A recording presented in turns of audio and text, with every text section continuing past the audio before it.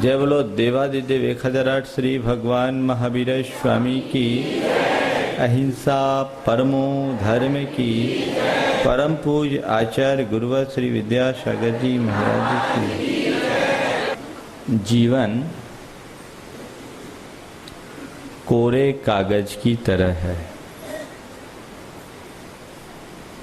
हम उस पर अपने पवित्र आचरण से सुंदर चित्र भी अंकित कर सकते हैं, तो अपने स्याह आचरण से उसे विद्रूप भी बना सकते हैं। कागज कागज है, कागज के साथ दोनों प्रकार की संभावनाएं हैं। अब ये हम पर है कि हम कागज का यूज कैसा करते हैं। हमें ये मूल्यवान जीवन मिला है, ये उतना महत्वपूर्ण नहीं है। महत्वपूर्ण ये है कि जीवन से हमें क्या मिला, जीवन में हमने क्या हासिल किया। जीवन खुला मैदान है,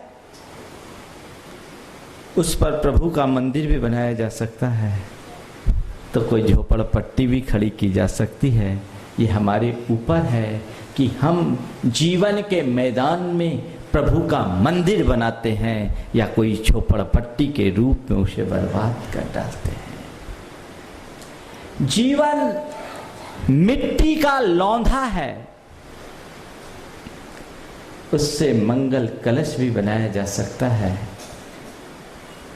तो शराब की कुल्हड़ भी। ये हम पर है कि हम इस मिट्टी को मंगल कलश का रूप देते हैं या शराब की कुल्हड़ बनाकर इसे छोड़ देते हैं।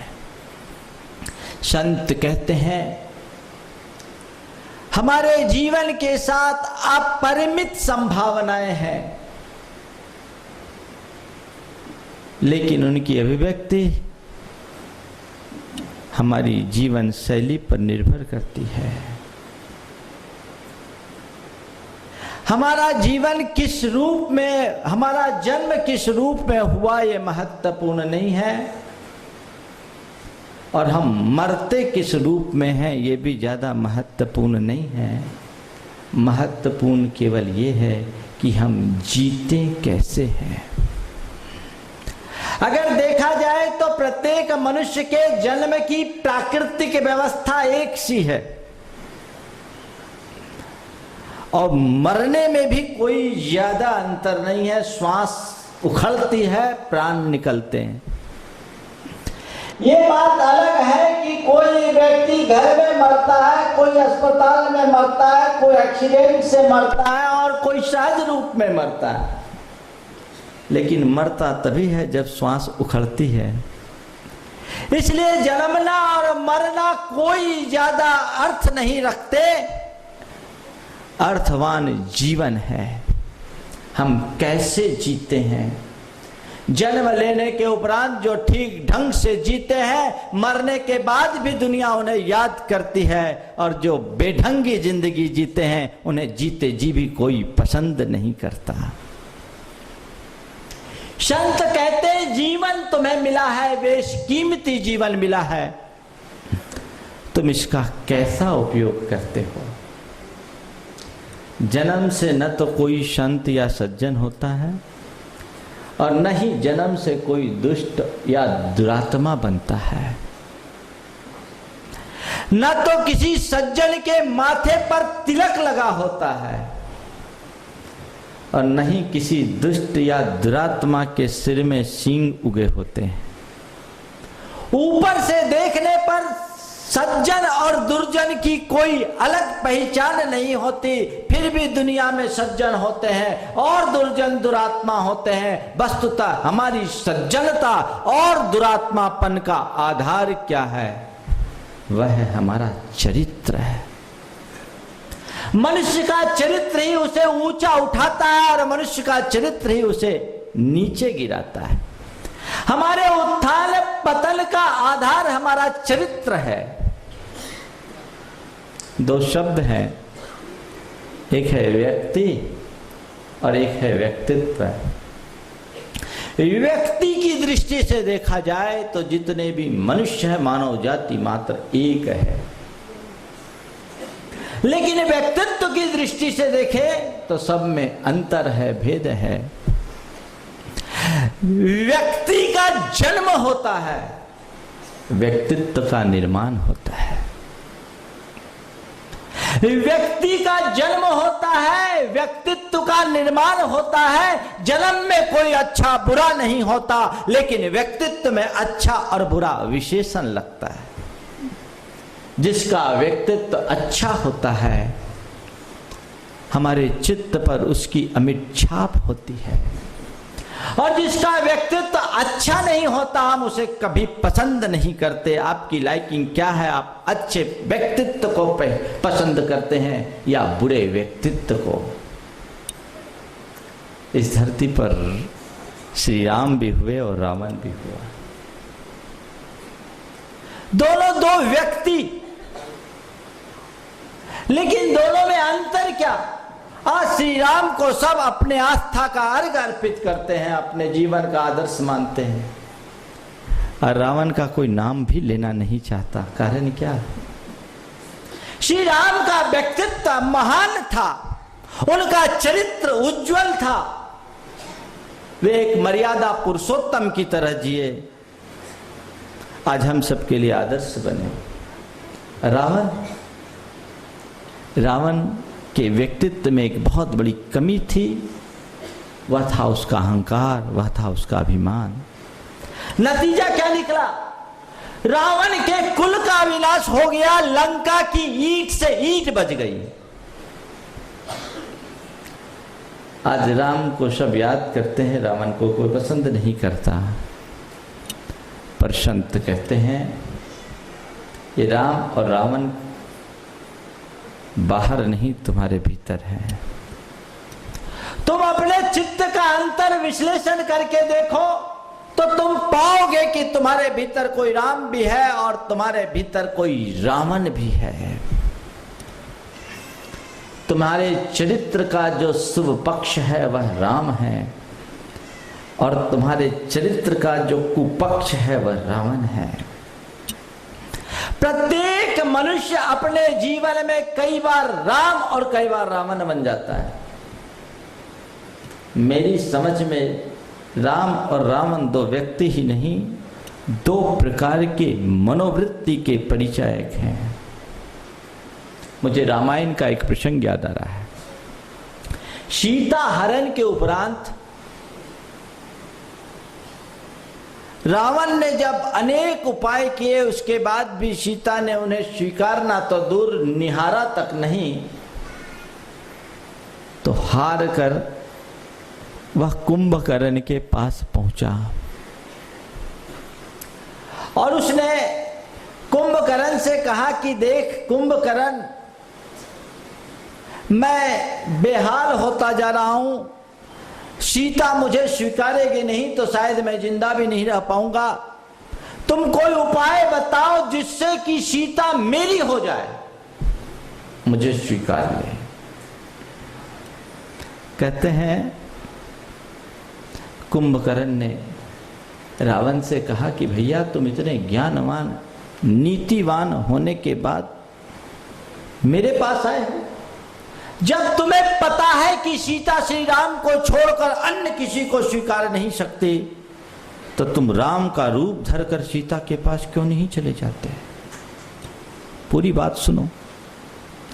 जब तुम्हें पता है कि सीता श्री राम को छोड़कर अन्य किसी को स्वीकार नहीं सकती, तो तुम श्री राम का रूप धरकर सीता के पास क्यों नहीं चले जाते?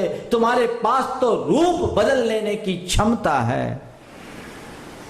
जानते हैं रावण ने क्या जवाब दिया? रावण ने कहा, अरे पगले, ऐसा तो मैं कई बार कर चुका। अरे पगले, ऐसा तो मैं कई बार कर चुका, पर क्या बताऊं, जब जब मैं सीता के पास राम का रूप धर कर जाता हूं, मेरे अंदर में वैसे दुर्भाव ही नहीं आते हैं। बंधुओं, ये प्रसंग हमें बहुत कुछ सोचने को मजबूर करता है। रावण जैसा प्राणी भी यदि राम भाव को प्रकट करे तो उसके आचरण में धर्म बोलेगा, उसके जीवन में सच्चाई और सादगी आएगी। और राम नाम का व्यक्ति भी यदि अधर्म की ओर ढुलक जाए तो उसके भीतर से रावण का शोर उत्पन्न होगा। प्रकृति में हमने देखा कि कभी शुक्ल पक्ष चलता है तो कभी कृष्ण पक्ष। आज शुक्ल पक्ष की पूर्णमासी है। शुक्ल पक्ष को क्या होता है? शुक्ल पक्ष में चंद्रमा की कलाएं दिनों दिन बढ़ती है और पूर्णमासी के दिन चंद्रमा पूरी 16 कला वाला हो जाता है। इसके बीच, इसके विपरीत कृष्ण पक्ष में एक एक करके चंद्रमा की कलाएं घटती है और अमावस्या की रात्रि पूरी काली रात में परिवर्तित हो जाती है। संत कहते हैं शुक्ल पक्ष कृष्ण पक्ष बाहर ही नहीं भीतर भी है। तुम्हारे भीतर का धर्म, अहिंसा, प्रेम, आत्मीयता, सद्भाव, करुणा, परस्परता की जो उदात्त भावना है, जो हमारे जीवन के मूलभूत मूल्य हैं, वे सब तुम्हारे जीवन के शुक्ल पक्ष हैं जो तुम्हारी चेतना में उजास भरते हैं। इसके विपरीत हिंसा, क्रूरता, शोषण, दमन, अन्याय, अनीति, ये अधर्म, पाखंड, ये सब हमारे जीवन के कृष्ण पक्ष हैं जो हमारी आत्मा में पाप की कालिमा भरती है। हम किसे महत्व दे रहे हैं, किसको महत्व दे रहे हैं? संत कहते हैं दोनों स्थितियां तुम्हारे साथ है और दोनों को तुम अभिव्यक्त करने को स्वतंत्र हो। चाहो तो तुम अपने जीवन में अच्छाई को प्रकट करो और चाहो तो तुम अपने जीवन में बुराई को प्रकट करो। अच्छाई प्रकट करने वाले भी अपनी इच्छा से प्रकट करते हैं और बुराई प्रकट करने वाले भी अपनी इच्छानुरूप चलते हैं। लेकिन अब हमें तय केवल ये करना है कि हमें अपने जीवन में क्या प्रकट करना है। संत कहते हैं हमारे जीवन का मूल है चरित्र। और चरित्र है क्या? चरित्र हमारी अच्छी बुरी प्रवृत्तियों का समूह है। हमारे मन में जो शुभाशुभ वृत्तियां होती है उसके अनुरूप प्रवृत्ति बनती है और वही प्रवृत्ति संस्कार बन के हमारे चरित्र में ढल जाते हैं। संत कहते हैं जीवन की उन्नति का आधार सुचरित्र है। लेकिन आज के युग में चरित्र की बात कहना बड़ी बेईमानी सी हो गई, लोगों को पसंद नहीं आती। बातें लोग चरित्र की करते हैं लेकिन पसंद नहीं करते। एक जमाना था जब हमको कहा जाता था wealth is lost, nothing is lost, health is lost, something is lost, और character is lost, everything is lost. आप बोलते हैं। मैं आपसे पूछना चाहता हूं, क्या आप इसको मानते हो? मानते हो? आज तो मामला ही पूरा उलट गया। Character is lost, nothing is lost, health is lost, nothing is lost, wealth is lost, everything is lost. सारी दुनिया पैसे की दीवानी बन गई। इसलिए चरित्र अब बेमानी हो गया, संस्कार नष्ट हो गए, जीवन मूल्य बिखर गए। कारण क्या है? मनुष्य की सोच पूरी तरह अर्थ प्रधान हो गई। हमारे परंपरागत जो सामाजिक मूल्य थे उनके अर्थ बदल गए। आज समाज का मूल धन हो गया, पैसा हो गया। सारी दुनिया पैसे के पीछे भाग रही, जो चाहे वो पैसा पैसा पैसा, इसके अलावा और कुछ नहीं। तो फिर जीवन में मूल्य कहां होगा? जीवन में चरित्र कैसे आएगा? और बिना चरित्र के जीवन में आखिर शांति कैसे आएगी? विचार करने की जरूरत है, विचार करने की जरूरत है। आज सिस्टम बदला, ऐसे देखते हैं तो पुराने युग की अपेक्षा आज का युग काफी विकसित युग कहलाता है। लोग मनुष्य को बहुत विकसित मानते हैं। अब भारत में अपढ़ लोगों की संख्या बहुत कम हो गई, साक्षर लोग बढ़ गए। कहते हैं बढ़ गए साक्षर, बढ़े कि नहीं बढ़े? पर साक्षर होने के साथ साथ क्या हुआ, आपने कभी विचार किया? आज व्यक्ति को साक्षर बनाने का प्रयास किया जा रहा है, पर संस्कारी बनाने का कोई प्रयास है? आपने विचार किया? दुनिया के जितने स्कूल है, कॉलेजेज है, यूनिवर्सिटीज है, वो मनुष्य को क्या बनाती है? क्या बनाती है? साक्षर बनाती है। पर दुनिया में कोई भी ऐसी यूनिवर्सिटी है जो मनुष्य को संस्कारी बनाए? दुनिया की जितनी पढ़ाई है वो मनुष्य के कैरियर की बात करती है। आप भी अपने बच्चे को पढ़ने भेजते हो, टॉप से टॉप क्लास के स्कूल में भेजते हो, अच्छे से अच्छे कॉलेज में भेजते हो, बढ़िया से बढ़िया यूनिवर्सिटी में दाखिल कराने की कोशिश करते हो। किस लिए? बच्चे का कैरियर बने, है ना? किसके लिए? कैरियर बने। पर कभी आपने यह सोचा कि मेरे बेटे का कैरेक्टर बने? विचार करने की बात है।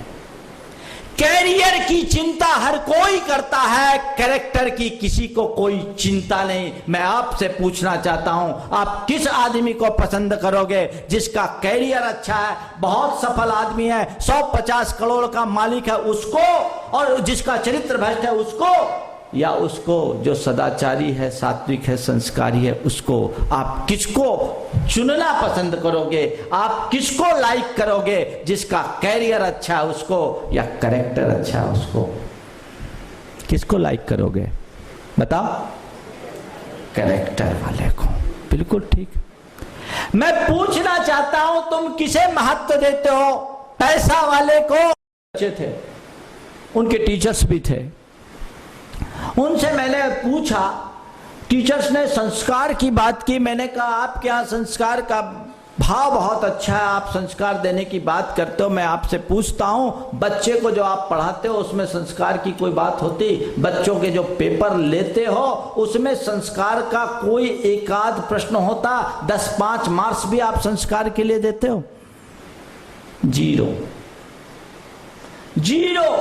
सारा समय सिलेबस पर केंद्रित रहता है, संस्कार की बात ही बेईमानी हो जाती है। ऐसे में जीवन का निर्माण क्या होगा? मैं मध्य प्रदेश में था, साक्षरता अभियान चल रहा था। साक्षरता समझते हैं? लिटरेसी। एक एनजीओ के सदस्य, मैं प्रवास पर था, एक स्कूल में ठहरा हुआ था, और एक एनजीओ के कुछ सदस्य गांव भर के लोगों को एकत्रित करके उन्हें साक्षर बनने की प्रेरणा दे रहे थे, और उसमें कुछ लॉजिक रख रहे थे। मैंने उनकी बात को ध्यान से सुना। वो लॉजिक क्या दिया सो सुनिए। उन्होंने गांव वाले से कहा कि आप लोग साक्षर बनिए, आपके साथ बड़ा अन्याय होता है। आप आज की तारीख में आप पढ़े लिखे नहीं है तो आपके साथ अंगूठा लगवा दिया जाता है। 100 रुपया सरकार से लेते हैं, 50 रुपया आपको मिलता है। आप साक्षर बन जाएंगे तो आपको देखने में आ जाएगा कि कितना लिखा और हमको कितना मिला। तो आपके साथ 100 रुपया लिखा हो तो 100 रुपया मिलेगा, 50 नहीं मिलेगा। उसने अपना तर्क दिया, मैंने पूरी बात सुनी। उसके बाद उसको बुलाया, हमने कहा भैया क्या कह रहे हो, साक्षर बनने के क्या फायदे? बोला महाराज बहुत अन्याय होता है, 50 दे के 100 में दस्तखत करवा, 100 में ठप्पा लगवाते हैं। अब इनको 100 का 100 मिलेगा। मैंने उनसे कहा कि भैया ये बताओ, 100 पर सही कराकर 50 देने वाला साक्षर है कि निरक्षर? बात समझना मेरी। 100 पर सही कराकर 50 देने वाला साक्षर है कि निरक्षर? बात समझ में आ रही नहीं आ रही आपको? और 50 दे के 100 की सही कराने वाला साक्षर अच्छा कि ईमानदार निरक्षर अच्छा? किसको आप अच्छा समझोगे? महाराज तो फिर क्या है, साक्षरता का अभियान बंद कर दें? मैंने कहा साक्षरता बंद करने की बात नहीं है, बात साक्षर होने के साथ साथ संस्कारी होने की है। आज के युग में साक्षरों ने जितना गड़बड़ किया उतना निरक्षरों ने नहीं किया। विश्व में जितने भी अपराध होते हैं वो पढ़े लिखे लोगों के द्वारा होते हैं। वर्ल्ड ट्रेड सेंटर में कोई अंगूठा छाप ने हमला नहीं किया था, सब इंजीनियर्स थे। साक्षरों के द्वारा अपराध ज्यादा हो रहा है। इसलिए नीतिकारों ने कहा ये साक्षरा तयेव विपर्येन राक्षसा भवंती। साक्षरा राक्षसा पलट जाता है। पढ़ लिख जाने के बाद भी मनुष्य अपने संस्कारों की उपेक्षा करता है तो आदमी के रूप में शैतान बन जाता है। जड़ संस्कार है। सरकार साक्षरता का अभियान चला रही, बहुत अच्छा कार्य है, पर उसके साथ संस्कारिता का अभियान चलाती तो देश और अच्छा बनता। लेकिन ऐसा कोई कार्यक्रम नहीं, पूरे देश में कोई कार्यक्रम नहीं है। आखिर जीवन मूल्य टिकेंगे कैसे? पहले स्कूलों में पढ़ाया जाता था तो शिक्षा के साथ साथ संस्कार भी दिए जाते थे, टीचर्स में चरित्र रहता था। अब आज के टीचर खुद अपने स्टूडेंट से गुटखा और सिगरेट मंगाते हैं तो अपने बच्चों को क्या संस्कार देंगे? उल्टा है काम, सारा काम उल्टा है। मुझे याद है मैं जब छोटा था, पढ़ता था, पहली क्लास में पढ़ता था, तो हमारे किसी शिक्षक ने बताया 2 और 2 कितने होते हैं, तो बता दिया 4। 2 और 2 4, 2 + 2 = 4। एक बच्चे ने पूछ लिया सर 2 और 2 4 ही क्यों होते, 3 और 5 क्यों नहीं होते? मैं आपसे सवाल करूं, आप क्या जवाब देंगे? 2 और 2 4 होते इसलिए होते, अब 3 नहीं होते, 5 नहीं होते, हम क्या जवाब दें? लेकिन धन है वो शिक्षक, उसने कहा कि बेटे बात ऐसी है, जब किसी को कोई चीज दो तो 2 और 2 3 मत मानना, 2 और 2 4 होना, और जब किसी से लो तो 2 और 2 5 ना हो, 2 और 2 4 ही हो, इसलिए 2 और 2 4 ही होते हैं। समझ में आया? लेते समय 2 और 2 की जगह 3 मत कर देना, और देते समय 2 और 2 की जगह 4 मत कर, लेते समय 2 और 2 की जगह 5 मत कर देना, और देते समय 2 और 2 का जोड़ 3 मत कर देना। ये शिक्षा के साथ संस्कार की बात है। जब ऐसे संस्कार जीवन में जुड़ते हैं तो जीवन में निखार आता है, और जब तक ऐसे संस्कार नहीं होते जीवन बेकार हो जाता है। आपके संस्कार कहाँ है? आज चरित्र की बात करी जाए, चरित्र की बात ही बेईमानी लगती है, किसी को पसंद ही नहीं आता। आज कोई नहीं चाहते कि मेरा बेटा अच्छा बने, सब चाहते हैं मेरा बेटा बड़ा आदमी बन जाए। आपने कभी सोचा कि भला आदमी बने? है कोई एक भी आदमी? और दुनिया में तथाकथित बड़ा आदमी की पूछ है, भला आदमी को कोई नहीं पूछता। व्यवस्थाएं बदल गई, सिस्टम बदल गया। सिस्टम को समझे, कोई चरित्रवान हो उसको कोई लाइक नहीं करेगा। एक कंपनी में इंटरव्यू के लिए 2 लड़कों को बुलाया गया। पहले से पूछा कि 100 और 100 का जोड़ कितना होता, उसने बता दिया 200 का, बाहर जाओ। 100 और 100 का जोड़ कितना बता दिया, 200 वाला, बाहर जाओ। दूसरा आया, उससे पूछा 100 और 100 का जोड़ कितना होता, उसने कहा साहब आप जितना कहिएगा उतना करके बता देंगे। बोले भीतर आ जाओ। पहले ने ठीक ठीक जोड़ बता दिया, उसको जगह नहीं मिली, और दूसरे ने जोड़ घटाव लगा दिया, उसको जगह मिल गई। 100 और 100 का आप जितना बनाना चाहो उतना बना देंगे। आज अच्छे आदमी के लिए जगह नहीं है। मैं आपसे पूछता हूं, आपके यहां कोई आदमी आए काम के लिए और कहे कि मेरा व्रत है, मैं 100% सत्य बोलता हूं, गलत नहीं बोलूंगा, आप उसको अपने दुकान में रखना पसंद करोगे? अपने प्रतिष्ठान में जगह दोगे? कोई जगह नहीं। क्यों? मनुष्य बातें ऊंचे आदर्शों की करता है, पर जीवन में कोई आदर्श स्थापित करना नहीं चाहता। ये जीवन की विडंबना है। इसलिए मैं तो यही कहता हूं, लोग राम की पूजा करते हैं और रावण से दोस्ती करते हैं, राम का नाम लेते हैं, रावण का काम करते हैं। संत कहते हैं ऐसी पूजा बेईमानी है जब तक तुम्हारे चरित्र में परिवर्तन ना आए। अपने चरित्र के निर्माण की बात सोचो। सब कुछ कर लो और चरित्र खो गया तो सब कुछ खो गया, ये समझना चाहिए।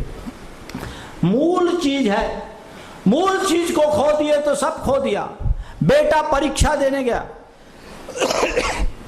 पेपर देकर आया, पिता ने पूछा बेटा पेपर कैसा गया? बोला टॉप क्लास पेपर गया पापा, टॉप क्लास पेपर गया, हमने सारे क्वेश्चन का आंसर ठीक ठीक दिया, बाहर आकर मिला भी लिया, मेरा पूरा पेपर ठीक, बस पहला क्वेश्चन मैंने नहीं किया, बाकी 9 क्वेश्चन कर दिया। 10 में से 9 क्वेश्चन पूरे कर दिए और 100% 9 के 9 पूरे ठीक हुए, पहला क्वेश्चन छोड़ दिया।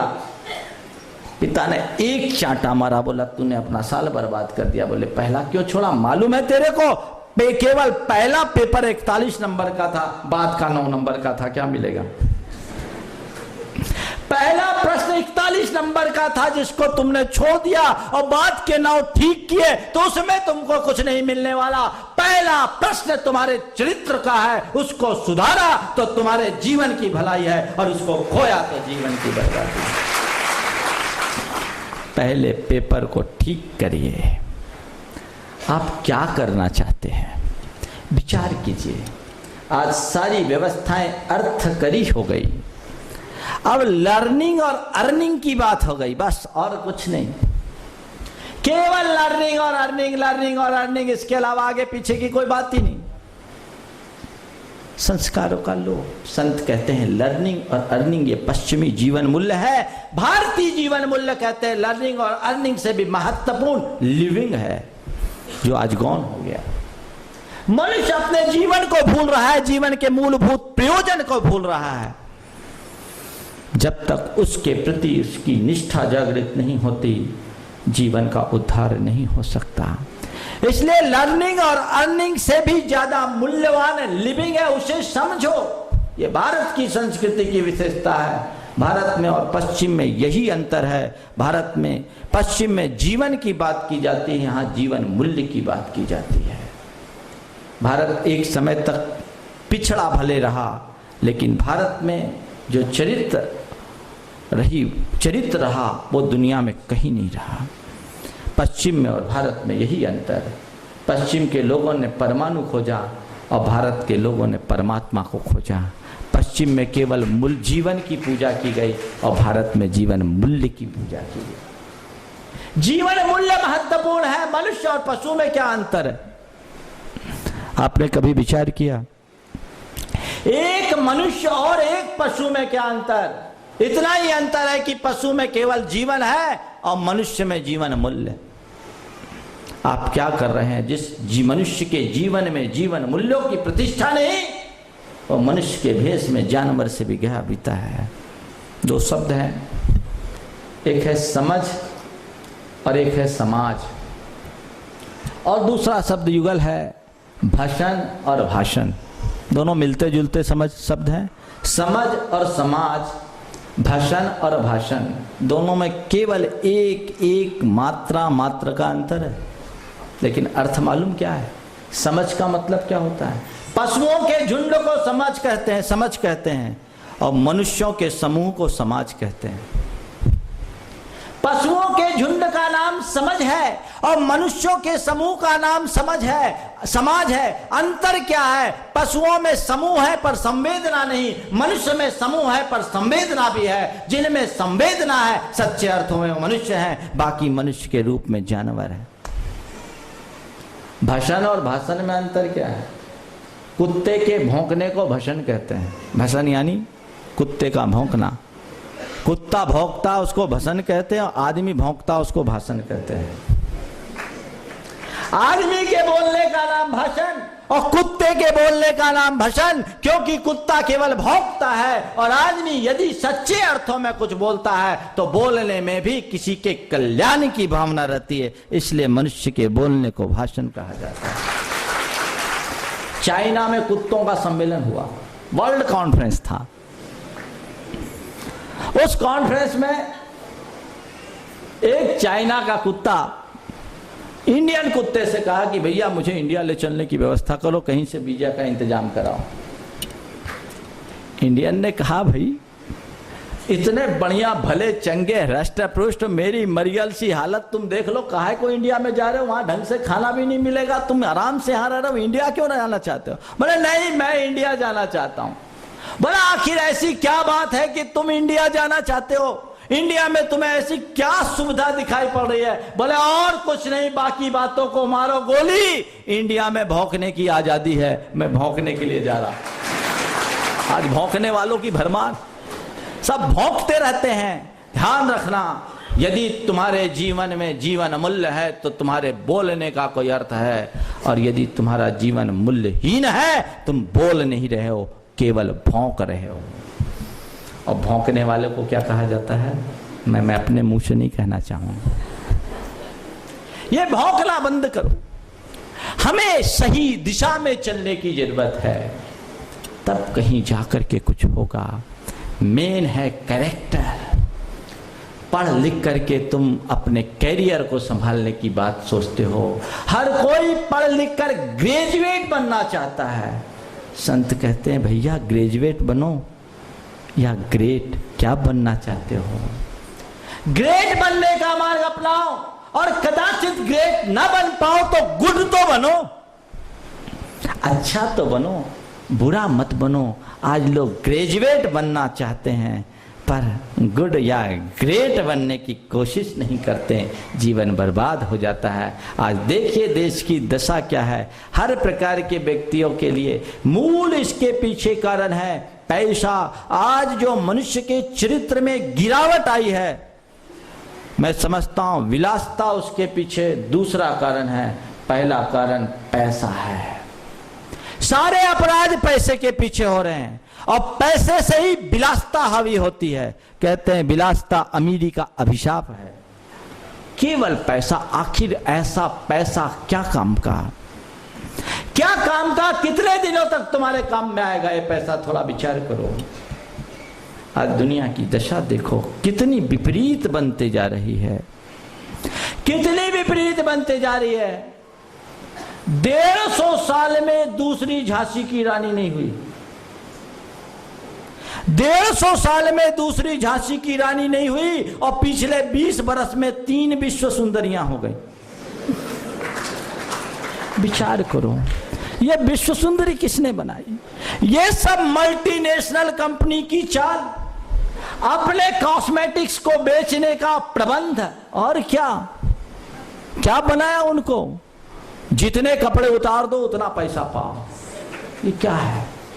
ये कहां का चरित्र है? हमें सोचने की जरूरत है। देश कहां जा रहा है? सोच कहां है?